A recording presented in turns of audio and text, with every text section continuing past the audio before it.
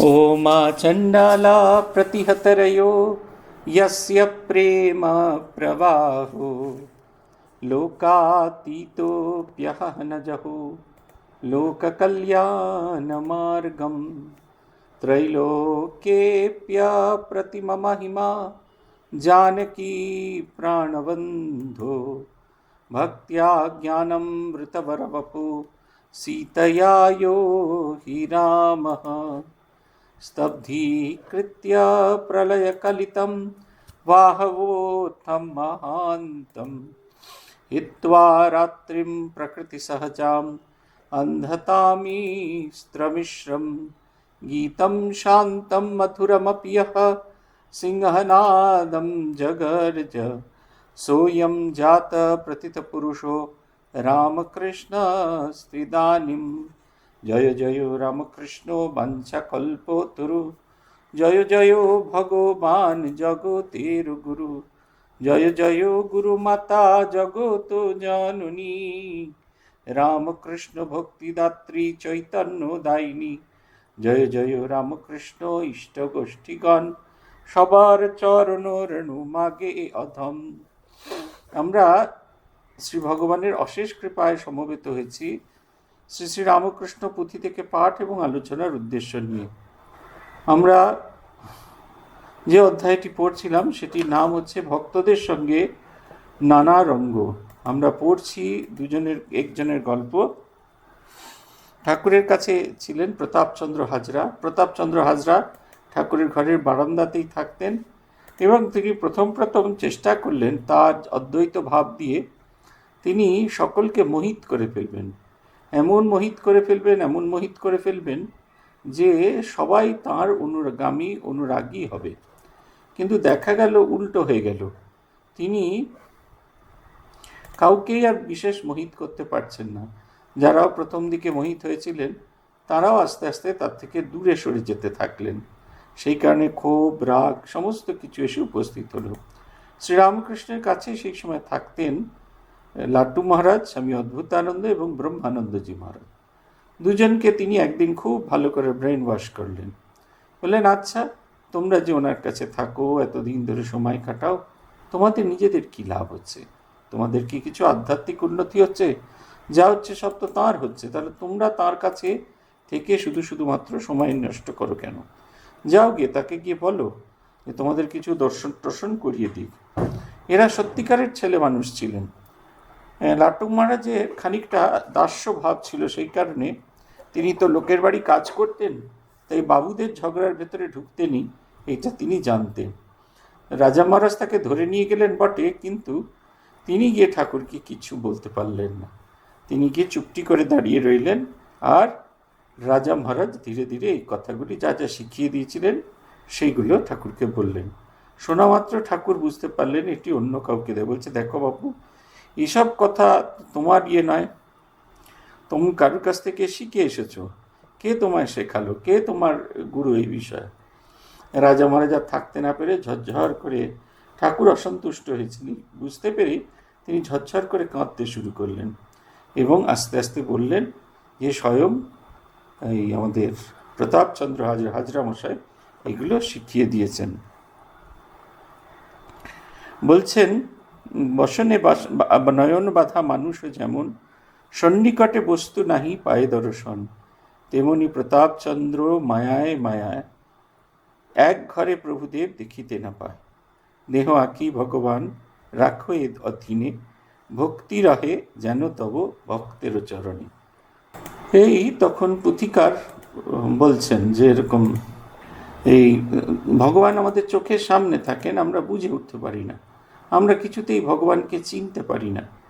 বলছেন শ্রীরামকৃষ্ণদেব রয়েছেন ঘরের ভেতরে, আর হাজরা, প্রতাপচন্দ্র হাজরা, তিনি আছেন ঘরের বাইরে, কিন্তু তিনি কিছুতেই চিনতে পারছেন না, কিছুতেই বুঝতে পারছেন না। তিনি একেবারে বুঝতেই পারছেন না। তাকে যেন কোনো রকমভাবে তিনি তাকে চিনতে শুদ্ধ পারছেন না, এরকম অবস্থা হতে থাকলো। বলছে মানুষেরও সেমনি হয়। ভগবান যত কাছেই আসুক না কেন, ভগবান যত আপনার করেই আমাদের গ্রহণ করুক না কেন, আমরা ভগবানকে আলাদা করে কাছে থাকতে চাই না। এইটা হচ্ছে কথা, আমরা কিছুতেই ভগবানের কাছে আসতে চাই না। এই হচ্ছে ভগবানের অসীম বড় একটা লীলা। আমরা এইখান থেকে আজকে চেন্নাইয়ের ভক্তদের নিয়ে আমার ফেসবুকের পাতায় লিখেছি, এবং সেইখানে ভক্তদের দিকে কেউ কেউ আমাকে খানিকটা বলেছেন, হ্যাঁ, পর সবসময় আপনার হয়, আপন কোনো দিন আপন হয় না। এটা ঠিক, পর সবসময় আপনার হয়, কারণ একটা নতুন জিনিস দেখতে পাওয়া গেল। আমাদের এখানে দেখেছি যে ক্লাস হোক আর যাই হোক, মন্দিরে হচ্ছে কি হলে হচ্ছে, সবাই গুজগুজ গুজগুজ গুজগুজ গুজগুজ একে অপরের সঙ্গে লো ভলিউমে ট্রান্সমিট করছেন, ভাবের আদান প্রদান করছেন। আর ওখানে গিয়ে দেখলাম কোনো ভাবের আদান প্রদান নয়, সবাই বসে সিরিয়াসলি জপ ধ্যান করছেন, এবং তারা যে রেগুলার ভজন গাইতে আসেন সেটা তাদের দেখে বোঝা গেল। শুধুমাত্র একটা পাতা নম্বর বলে দিল, সঙ্গে সঙ্গে তারা ভজন ব্যাগ থেকে আনা বই খুলে গাইতে শুরু করে দিলেন, এবং এরাও গাইছেন ওরাও গাইছেন, এবং রেগুলার গান। আর বাকিরা ওই জপের মালা হাতে নিয়ে ঘুরছেন। অত বড় মন্দিরটিকে একজনকে জিজ্ঞেস করলাম কতবার ঘোরা হয়েছে, বলে আমি চেষ্টা করি 108 বার ঘোরার, দুবেলা মিলিয়ে আমি 108 বার ঘুরতে পারি না। আমার দেখে অবাক লাগলো। আমাদের কাউকে বললে বোধহয় সঙ্গে সঙ্গে একটা থান ইটের এনে বোধহয় আমার মাথায় দিয়ে দিত। এই হাজরার যেরকম হয়েছে, স্বয়ং অবতার পুরুষ সামনে দাঁড়িয়ে আছেন, কিন্তু কিছুতেই তিনি দেখতে পাচ্ছেন না। নিজে তো দেখতে পাচ্ছেন নাই, অন্যেরাও যাতে দেখতে না পার তার জন্য নিরন্তর ব্যবস্থা করছেন। পুথিকার লিখছেন, ভক্তপ্রতি ঠাকুরের অতিশয় টান, সঙ্গে নানা আপ্তজনা প্রাণেরও সমান, বিপদ সংকুল এই ধরায়ও আনিয়া, সতত সতর্কভাবে আসেন বসিয়া, শুনতব কৈয়তি মধুর কথন, পুরী মধ্যে সময় আসে একজন, বাউল সন্ন্যাসীতে হো মহাশক্তিধর, করতাল সমচক্ষু ডাগর ডাগর, দেখিতে আকার তার বুঝিলা ঠাকুর, সিদ্ধায়ের শক্তি ধরে শরীরে প্রচুর, সেই বলে নানা মঠে করিয়া ভ্রমণ, স্বভাব সাধুর করে সাধুত্ব হরণ, ডাইনের মতো কার্য কদর্য আচার, এক চিন্তা অমঙ্গল কিমতে কাহার, কালীর প্রসাদ খায় পুরী মধ্যে থাকে, কে কোথায় সাধু ভক্ত সমাচার রাখে, অবশেষে দেখিতে পাইল বিচক্ষণ, সাধুত্বে মণ্ডিত যত প্রভু ভক্তগণ, সুযোগ উপায় চেষ্টা উদ্দেশ্য সাধনে, সযতনে অন্বেষণ করে রেতে দিনে, সাধুর সঙ্গেতে বসি করিল আহারে, সহজে সম্পূর্ণ হয় উদ্দেশ্য তাহার, সেই হেতু শ্রীপ্রভুর ভক্তদের সনে, সেই হেতু শ্রীপ্রভুর ভক্তদের সনে, কেমনে ভোজন করে রহে তাহার সন্ধানে, সন্ন্যাসী আদতে তত্ত্ব না পায় সন্ধান, হরিতে যাহার শক্তি সদা চেষ্টবান, তাঁরা সবে পোষা পাখি যতনের ভরে, নিরাপদে শ্রীপ্রভুর স্নেহের পিঞ্জরে, স্পর্শ করে প্রভু ভক্তে সাধ্যকার নাই, রক্ষাকর্তা নিজে হেতাপ জগত গোসাই, যৌবনে যখন মুই করিনু প্রবেশ, প্রভুর সংসারে এবে সাদা দাড়ি কেশ, ক্লেশ মাত্র বুঝিতে নারিনু ভক্তগণে, কিবা বস্তু কোথাকার শ্রীপ্রভুর শনে, অপার মহিমা রাজি অপরূপ বল, পদরজ অধমের পথের সম্বল, শুনো তবে কি হইলা কথা তোপর, ভকত বৎসল প্রভু লীলার ঈশ্বর, ভক্তেন্দ্র নরেন্দ্র কহেন বচন, কিবা সুমধুর হাস্যে হাস্যে সুশোভন, ভিক্ষায় মাগিয়া দ্রব্য করিয়া জোগাড়, আপনি রাঁধিয়া দেহ করিব আহার, ঠাকুরের প্রেমে মগ্ন ত্যাগী যোগীশ্বর, শ্রী আজ্ঞা করিয়া তবে শিরের উপর, অন্তরে আনন্দ কত কহা নাহি যায়, আয়োজন কইলা দ্রব্য মাগিয়া ভিক্ষায়, পঞ্চবটি তলে হয় রন্ধনের স্থান, বাউল সন্ন্যাসী সব পাইল সন্ধান, উদ্দেশ্য সাধন দেখি সুন্দর উপায়, একসঙ্গে ভক্তদের খাইবার চায়, অন্তরে বুঝিয়া তারে প্রভুদেব কন, পুরীর ছত্রকে গিয়া করিও ভোজন, এইখানে ভোজনের নাহিক উপায়, শট ধূর্ত সন্ন্যাসী যেতে নাহি চায়, তবে প্রভুদেব রায় কনরুষ্ট ভাবে, কি তোর বুকের পাটা কিরূপ সাহসে, ভোজন প্রয়াস ইচ্ছা করো এইখানে, এই সব শুদ্ধ আত্মা ভক্তদের শনে। প্রয়াসে হতাশ হয়ে সন্ন্যাসী তখন, পরিহরি কাশীপুরী কৈলা পলায়ন, শুন রামকৃষ্ণায়ন তাপ হবে দূর, তিল সন্দ নাহি তার, জামিনো ঠাকুর। পুতিকার বলছেন অদ্ভুত এক ঘটনা। সেটা হচ্ছে এই, শ্রীরামকৃষ্ণের কাছে তার ভক্তেরা অতিশয় তাদের প্রতি তার ভালোবাসা, বিশেষ করে তাদের যিনি তার আপ্তজন অন্তরঙ্গ বলে চিহ্নিত করেছেন, তাদেরকে তৈরি করার দায়িত্ব তার, শ্রীরামকৃষ্ণের। তিনি তাদেরকে একটু একটু করে তৈরি করবেন। পক্ষীমাতা যেরকম ভাবে রক্ষা করেন তার সন্তানেদের, ঠাকুরও যেন ঠিক সেইভাবে মুহুর্মুহু তার সন্তানদের রক্ষা করছেন। সতত সতর্কভাবে আসেন বসিয়া, বিপদ সংকুল এই ধরায় আনিয়া।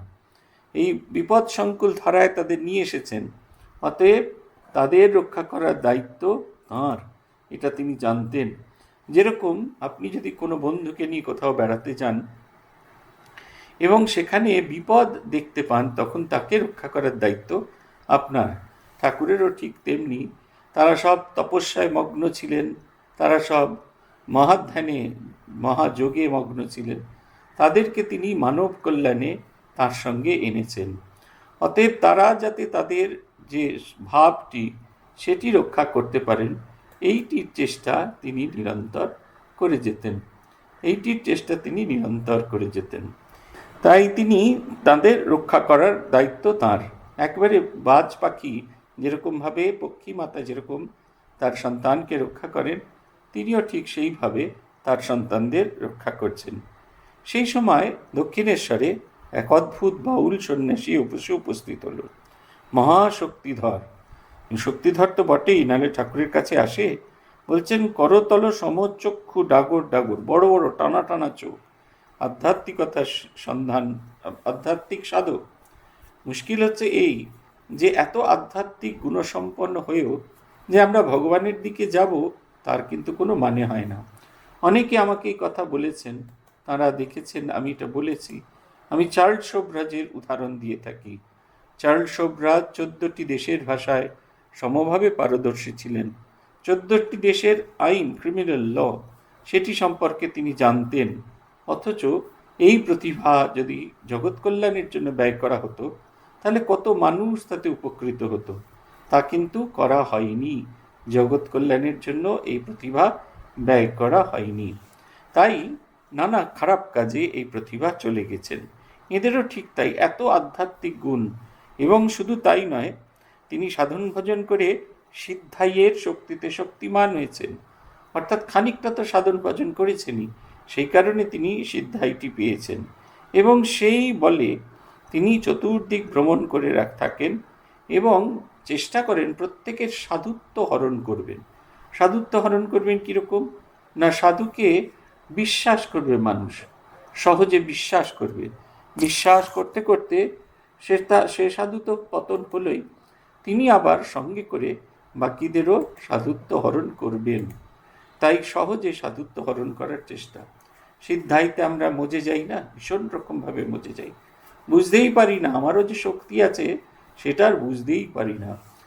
কেউ রসগোল্লা বার করছে, কেউ খানি থেকে ছবি থেকে ছাই বেরোচ্ছে, এরকম নানা রকম কিছু আমরা দেখি, আমরা তাতেই মগ্ন হয়ে যাই। কিন্তু কখন সেই অসৎ সঙ্গ করতে করতে আমরা যে নিচে নেমে যাই বুঝে উঠতে পারি না। দেখবেন এখন আমাদের সাধু সমাজে একজন বিখ্যাত সাধু আছেন, নিত্যানন্দ স্বামী গোল।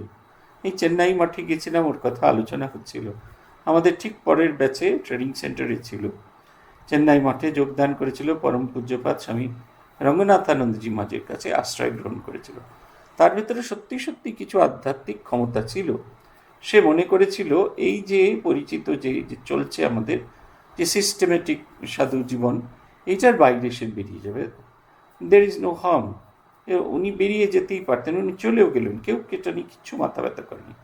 কিন্তু উনি যেটা করলেন, ওনার যে সিদ্ধাইগুলো ছিল সেইগুলি কাউকে কাউকে দেখাতে শুরু করলেন।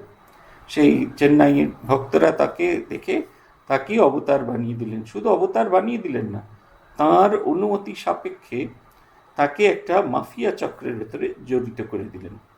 তিনি ভাবলেন এই যে তার সেই হাসি, তার যে হাত তুললে নানা রকমের যে আশীর্বাদ, যার সিদ্ধাই আছে, সেগুলোর ফলে তিনি মানুষের অর্থ আহরণ করবেন।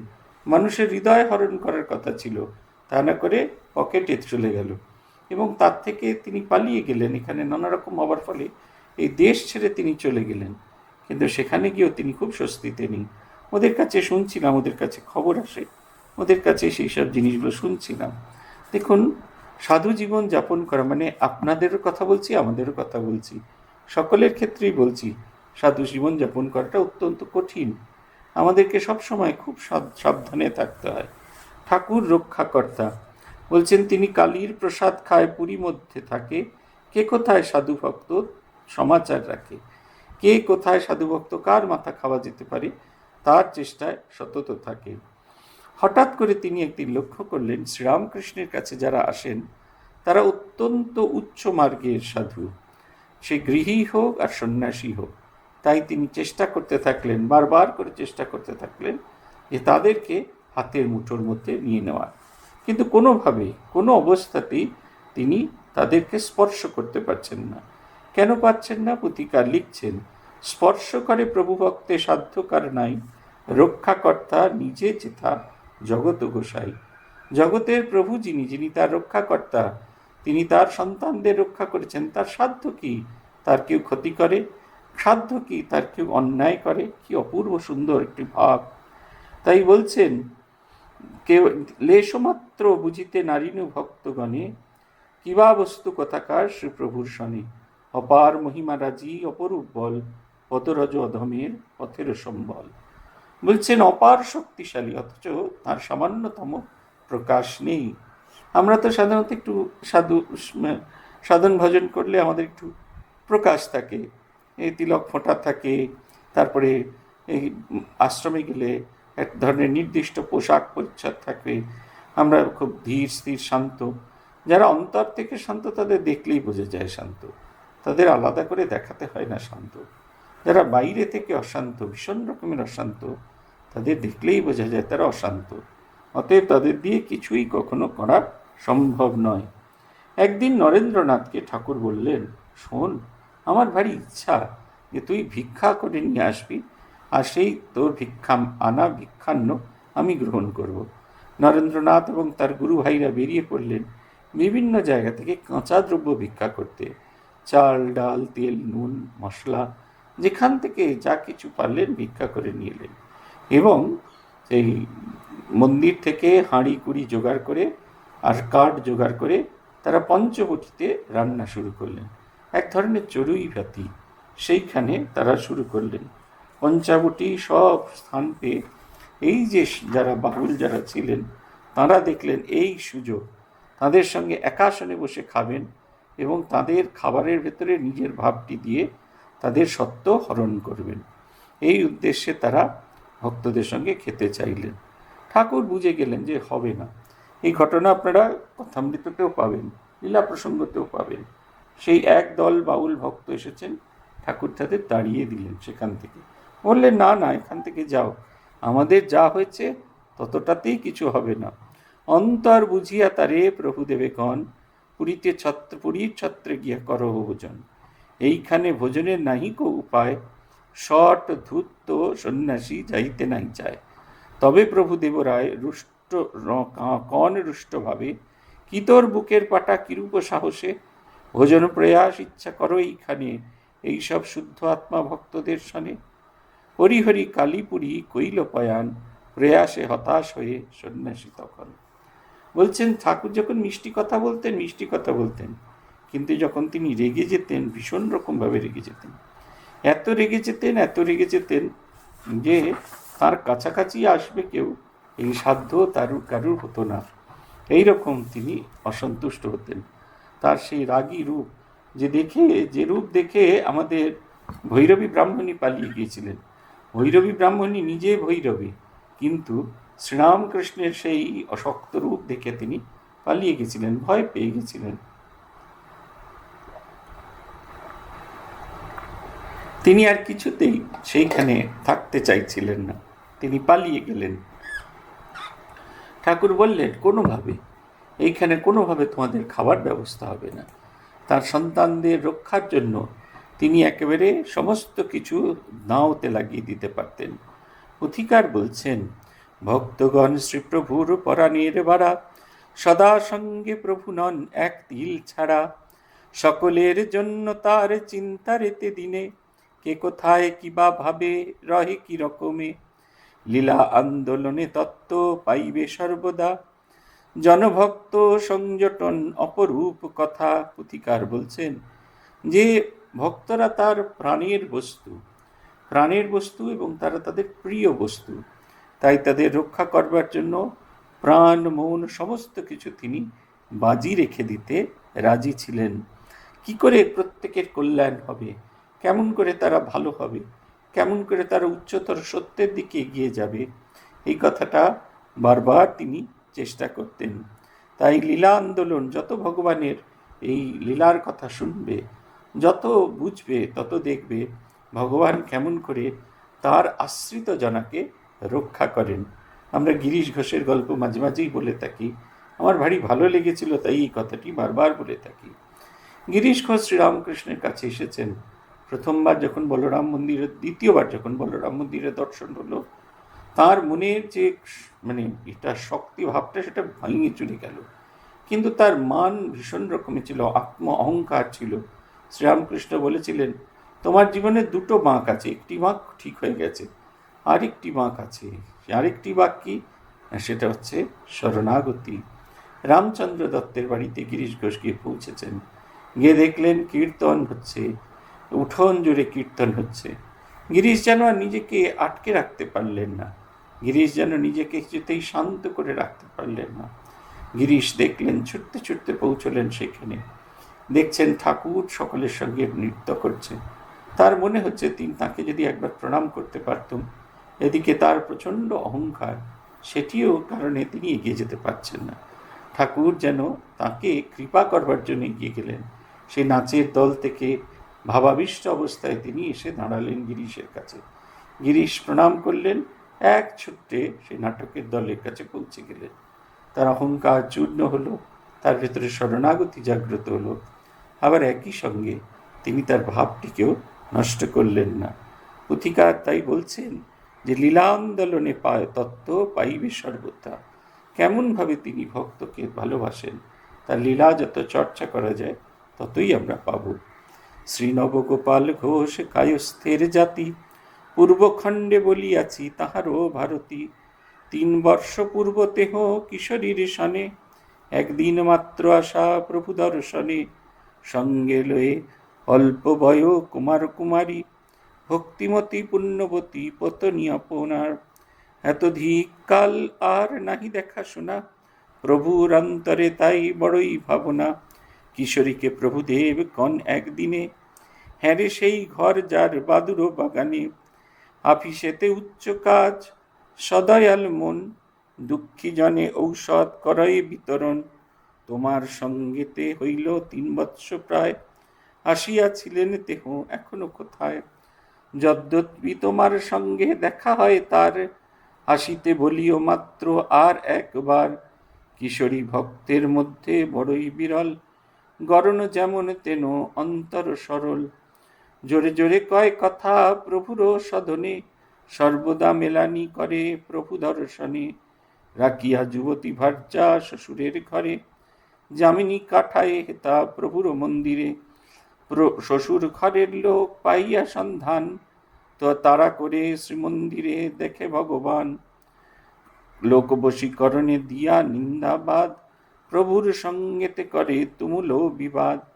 তার সঙ্গে শত শত কটু কথা কয়, সর্বসহ প্রভুদেব তাই তার সয়। সঙ্গোপনে কিশোরীকে কন প্রভুরায়, এখানে আসিতে করি নিষেধ তোমায়। অভিমানে যায় মাত্র থাকিতে না পারে, পুনঃপনীত 2-3 দিন পরে। প্রভুর বারতাপে চলিলা কিশোরী, বাদুর বাগানে যেথা গোপালের বাড়ি। নবগোপাল ঘোষের বাড়িতে শ্রীরামকৃষ্ণদেব গিয়েছিলেন। এবং 3 বছর আগে আমরা পূর্ব অধ্যায় সেইটি পাঠ করেছি। ঠাকুর স্বয়ং তাদের বাড়িতে গিয়েছিলেন এবং ঠাকুরের কাছেও তিনি এসেছিলেন। প্রথম আসেন কিশোরীর সঙ্গেতে তার ছেলে মেয়ে এবং স্ত্রী সকলকে নিয়ে তিনি এসেছিলেন। 3 বছর আগে ঠাকুর তার বাড়িতে গিয়েছিলেন, সেখানে অনেক লীলা করেছিলেন। তার পুণ্যবতী স্ত্রী তার হাতে তিনি খেয়েওছিলেন। 3 বছর তিনি আসেননি। ঠাকুরের কিন্তু মনে আছে, ঠাকুরের মন যেন সেই ভক্তের জন্য কাতর হয়ে উঠছে। তাই তাকে জিজ্ঞেস করছেন, কিশোরীকে জিজ্ঞেস করছেন, হ্যাঁ রে, সেই ঘর যার বাদুর বাগানে কিশোরীকে প্রভুদেব কন একদিনে। অফিসেতে উচ্চ কাজ, সদয়াল মন, দুঃখীগণে ঔষধ করয়ে বিতরণ। তোমার সঙ্গে তো হইল 3 বর্ষ প্রায়, আসিয়াছিল দেহ এখনো কোথায়। আমরা কিন্তু এরকম খোঁজ খবর করি না কারোর জন্য। ঠাকুর কিন্তু সব সময় তার লীলা পার্শ্বদের তাদের সঙ্গে করে যিনি এনেছেন,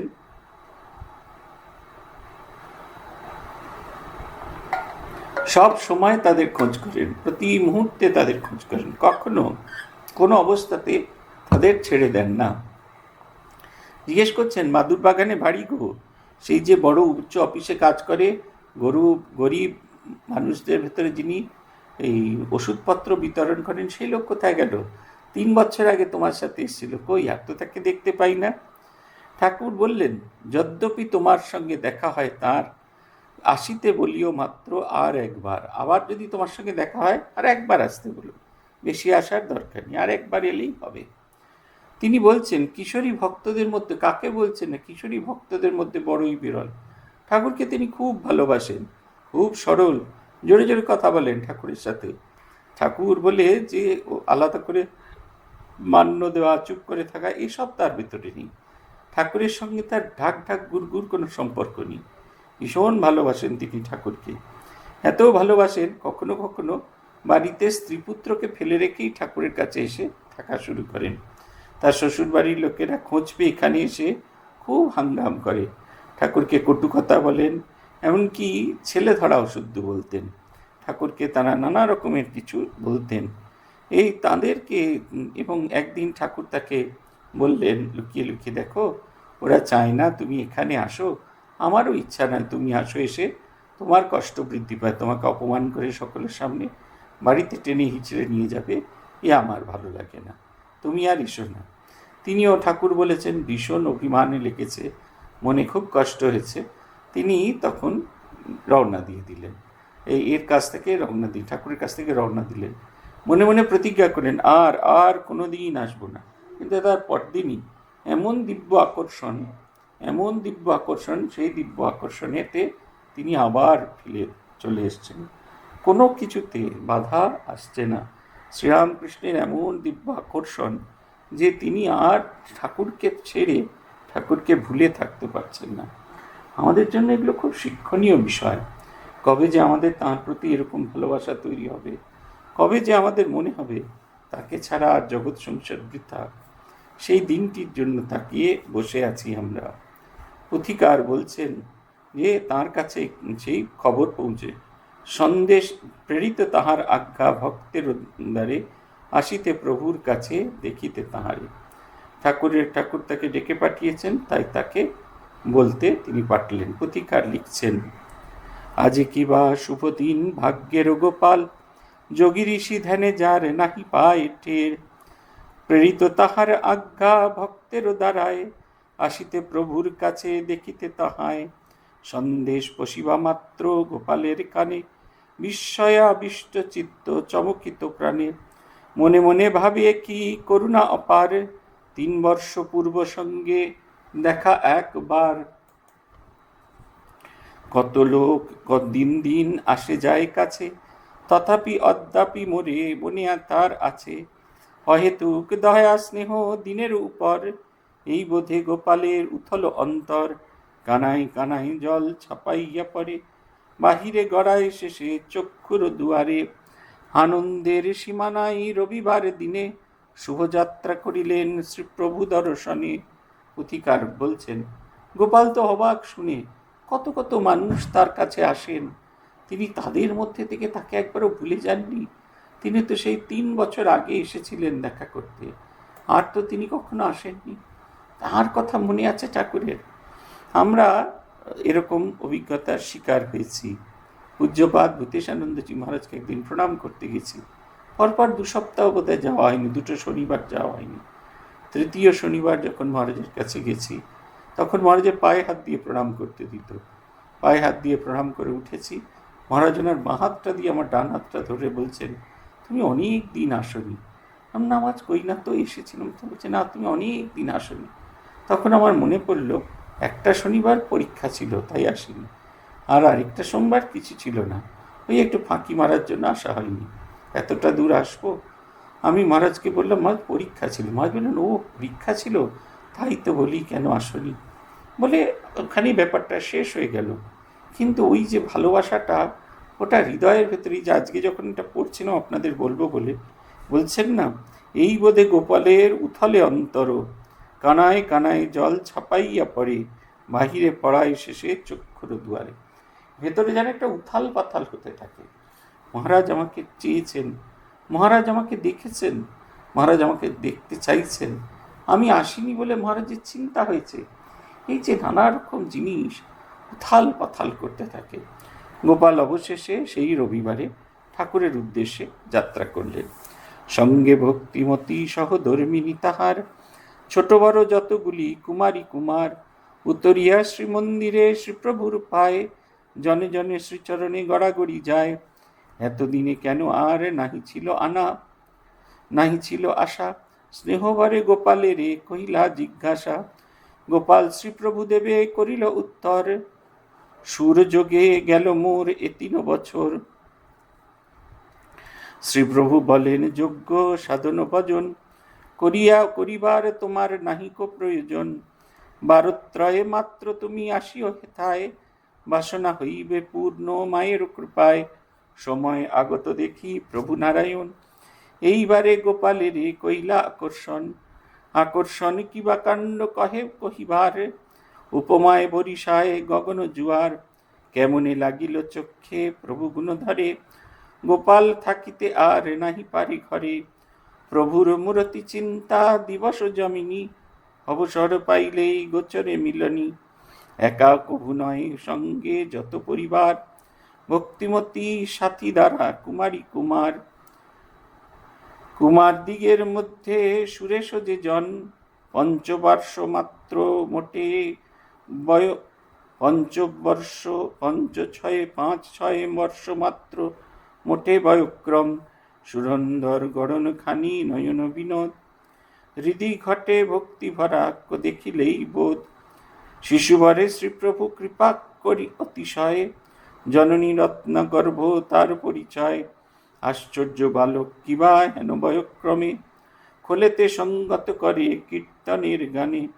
জন্মাবধি তালবোধ ভক্তি ভরা ঘটে, শিশুর আলয়ে শিশুর আদর পর প্রভুর নিকট। পুথিকার বলছেন, তুমি এতদিন আসনি কেন? ঠাকুর জিজ্ঞাসা করছেন, তোমার কি হয়েছিল, তুমি এতদিন আমার কাছে আসনি কেন?